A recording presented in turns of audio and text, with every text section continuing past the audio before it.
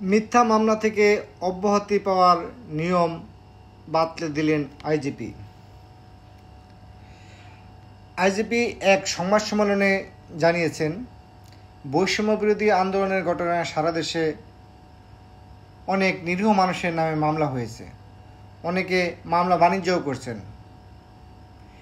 তবে মামলা হলেই আসামি গ্রেপ্তার করা হচ্ছে না, তাদের বিরুদ্ধে চার্জশিট দেওয়া হবে না।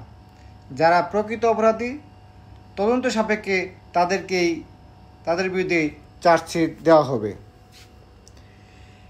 তিনি বলেন, ইতিমধ্যেই আমরা চার্জশিট দাখিল এবং তদন্তের ক্ষেত্রে বেশ কিছু নিয়ম অনুসরণ করেছি।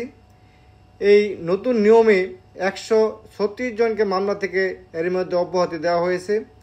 আরও 236 জনের আবেদন বিবেচনাধীন রয়েছে। আইজিপি বলেন,